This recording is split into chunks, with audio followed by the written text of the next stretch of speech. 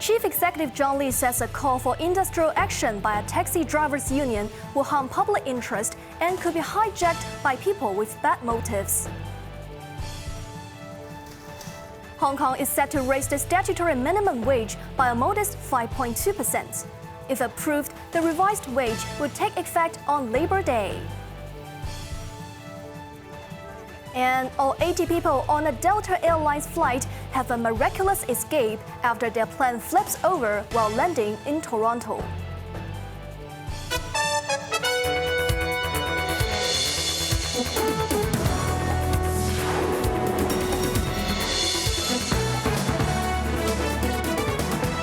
Good evening. You are watching Cable News. I'm Evelyn Bai.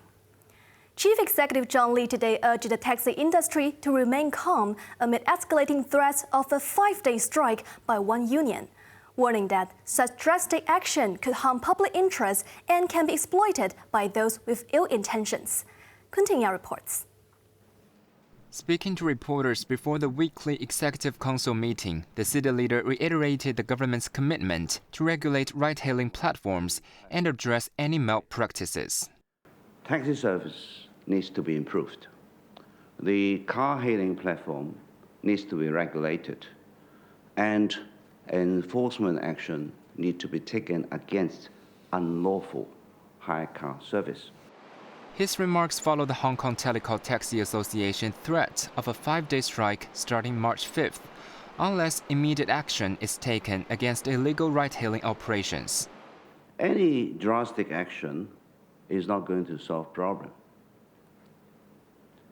Drastic action may also hurt the interests of normal citizens in the course of their daily going about of their lives.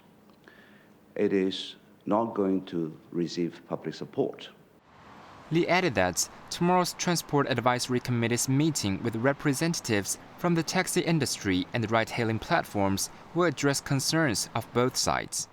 But the CE had some good news on the public housing front. He said the average waiting time for subsidized flats has dropped to 5.3 years, down from 6.1 years when he assumed office in 2022. The improvement has saved tenants of subdivided flats roughly $30,000 in rent, Lee said. Confident of reducing the waiting time further to 4.5 years within the next 5 years, Lee added that 4,400 light public housing units in Yuen Long and Ngau Tau Kok will welcome residents this year. Quentin Yang, Cable News. The chief executive thanked Xia Baolong, director of the Hong Kong and Macau Affairs Office, for meeting with SAR officials when he was in Harbin for the Asian Winter Games. Xia visited cities in the Greater Bay Area earlier this month and met with Hong Kong officials when he inspected the Hetao Innovation and Technology Cooperation Zone. 夏寶龍主任係一個非常忙碌嘅領導。 Lee said, Xia is a busy leader and he maintains good communication with the top mainland official. Beijing's point man on the city's affairs met with several SAR officials, including Chief Secretary Eric Chan and Financial Secretary Paul Chan during his visit to the tech park. 我係好支持各司局長呢。 I support my ministers in fulfilling their role and taking on responsibilities independently, reporting their work to the Hong Kong and Macau Affairs Office, especially to Director Xia, to present various issues across different areas, along with their approaches and progress, Lee said. He thanked Xia for pointing the way forward for Hong Kong. Addressing the surge in tourists during the Lunar New Year, Lee said, visitor numbers are set to rise as many mega events are planned in the first half of the year. Around 840,000 tourists are expected to visit the SAR, generating a consumption expenditure of around $3.3 billion, Lee said. Hong Kong Super March. A series of cultural, art and sporting events are organized as part of the Hong Kong Super March starting next month. Lee also reminded Hong Kongers to join in the celebrations at the Kai Tak Sports Park, which officially opens on March 1st. Hong Kong's statutory minimum wage is set to rise by a modest 5.25%, going up from the current $40 to $42.10 per hour. approved by the Executive Council today on recommendations given by the Minimum Wage Commission. The meager hike will come into effect from May 1st. Quentin Yang reports. The amendment to the minimum wage ordinance will be published on Friday, and the bill will be tabled for approval in the Legislative Council on February 26th. Priscilla Wan, chairwoman of the Minimum Wage Commission, highlighted that the revised level was reached after analyzing latest data on key indicators and assessing the potential impacts of the proposed changes. Secretary for Labor and Welfare Chris San expressed his satisfaction, noting that the recommendation achieves a balance between curbing excessively low wages and safeguarding low-paid jobs. Meanwhile, Hong Kong's labor market remained resilient in late 2024, with the seasonally adjusted unemployment rate holding steady at 3.1% for the second consecutive quarter. The underemployment rate also remained unchanged at 1.1%, reflecting a stable job landscape despite economic challenges. Acknowledging the market stability, Sun cautioned against complacency. While short-term prospects suggest the labor market to remain steady, global uncertainties could pose challenges for businesses, Sun said. Quentin Yang, Cable News. 8-month-old Winnie's successful heart transplant has set a milestone after Hong Kong witnessed its second cross-border organ donation procedure. Currently in stable condition, Winnie's new heart is functioning well. The hospital said she will be out of intensive care soon and will be ready to go home. Xu Rin reports. Taking to the airwaves, Cheung Yu-Fai, service head of pediatric cardiology at the Hong Kong Children's Hospital, said the medical team is monitoring Whitney closely, ensuring her other vital organs are functioning properly. Cheung said if Whitney continues to progress positively, they plan to adjust her medications, stop breathing support, and reduce sedation levels, awaiting the moment when she wakes up and takes the next step towards recovery. Expressing the importance of timing in such delicate procedures, Cheung highlighted the critical window of 4 to 6 hours to transplant the donor's heart into Whitney's. He commended the seamless arrival of the heart at the Children's Hospital within 2 hours of retrieval, with coordination from all parties involved.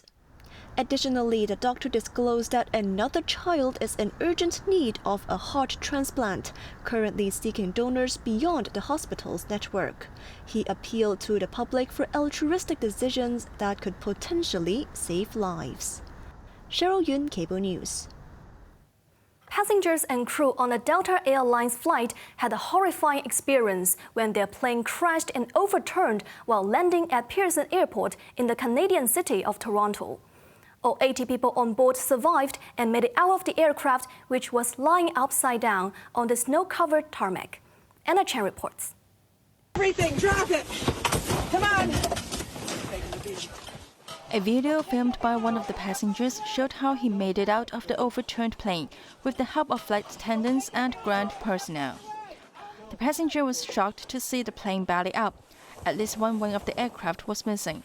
18 people, including one child, was injured in the accident. Survivors said they were hanging like bats with their seatbelts on as the aircraft turned over. I was just in a plane crash. Oh my God! Operated by Endeavour Air, a subsidiary of U.S. carrier Delta Airlines, Flight 4819, carrying 76 passengers and 4 crew members, was en route to Toronto from the American city of Minneapolis amid windy weather following a snowstorm. The CRJ-900 jet was manufactured by Canadian aerospace company Bombardier. Following the crash, 2 out of the 5 runways at Canada's BC Airport was closed, and passengers have been told to expect some delays. Toronto Pearson Fire Chief said the runway was dry and there was no severe crosswinds at the time of the crash. Audio recordings revealed the control tower had warned the pilots of a possible airflow bomb on the approach. Toronto had been experiencing heavy snowfall and freezing temperatures over the last few days. Anna Chan, Cable News. Pope Francis will remain in hospital for a longer time as his respiratory infection is considered a complex clinical situation. The leader of the Catholic Church is in frail health but in good spirits. The 88-year-old pontiff was admitted last Friday to undergo treatment and tests for bronchitis. Latest tests confirmed he has a polymicrobial infection of his respiratory tract, which has led to a further change in therapy. There was no time frame for his discharge from the hospital, and the Vatican said the Pope was stable and has been advised complete rest to aid his recovery. He did some work and reading in the hospital yesterday, and the Vatican said he was touched by the numerous messages of infection and closeness that he has been receiving in recent hours. Francis extended his thanks to those who are hospitalized, saying he prays for them and asked that they pray for him. Looking for a quick end to the Russian-Ukraine conflict, U.S. and Russian officials met in Saudi Arabia for initial talks, but completely sidelined Ukraine by not inviting representatives from Kyiv for the meeting. In their bid to achieve a similar result, European leaders held an emergency meeting in Paris last night, as the outcome of the war is vital for the continent. Anna Chen reports. U.S. Secretary of State Marco Rubio met with his Russian counterpart Sergei Lavrov in the capital Riyadh to discuss an end to the three-year-old conflict. The U.S. earlier said the talks are a first step to see if Russia is serious about ending the war, while Russia said the goal is to normalize relations with America. Ukrainian President Volodymyr Zelensky reiterated that Kyiv knew nothing about the meeting in Riyadh and his country will not recognize any agreement without Ukraine's consent. European leaders who were also sidelined from the pivotal talks held an emergency meeting yesterday in Paris. The talks at Élysée Palace in the French capital lasted for 3 hours and ended with little unity on crucial points, including the idea of sending a European peacekeeping force to Ukraine. However, the leaders agreed the bloc is ready to provide Ukraine security guarantees depending on the level of American support. In Brussels, Ursula von der Leyen, President of the European Commission, told the visiting U.S. Special Envoy on Ukraine, Keith Kellogg, that Europe wants to work with the U.S. in the peace talks. Financially and militarily, Europe has brought more to the table than anyone else, she added. Anna Chen, Cable News.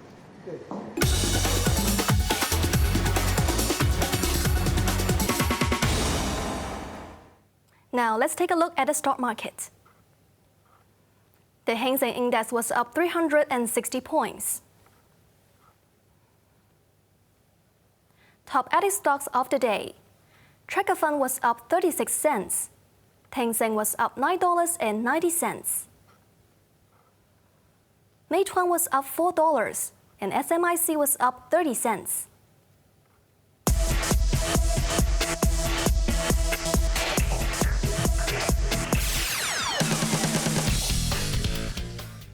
World number one Judd Trump is excited about playing in the World Snooker Grand Prix 2025, which will be held at the brand new Kaita Arena next month.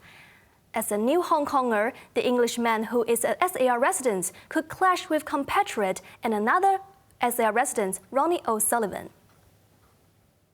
To come back here as a resident and hopefully have everyone's support on my side now and be cheering me on is a home favourite. But I'm very, very excited, and whenever I walk around, the game is so popular and so many people recognize me. So I really hope that I can take the game to even bigger level in Hong Kong. The top 32 players from around the world will take part in the 6-day event, which begins on March 4th, marking a major milestone for snooker in Asia. Hong Kong legends Marco Fu and Ng On Yi will also take part. Trump hinted at a dream clash with fellow crowd puller O'Sullivan, who will open his campaign against mainland China's rising star Si Jiahui. The winner would take home a cool $225,000. On to the weather now. Becoming cloudy overnight, 1 or 2 light rain patches in the morning and at night tomorrow. Sunny intervals during the day. Temperatures will range between 16 and 19 degrees. Windier with cold mornings in the following few days. Now let's take a look at the weather around the world.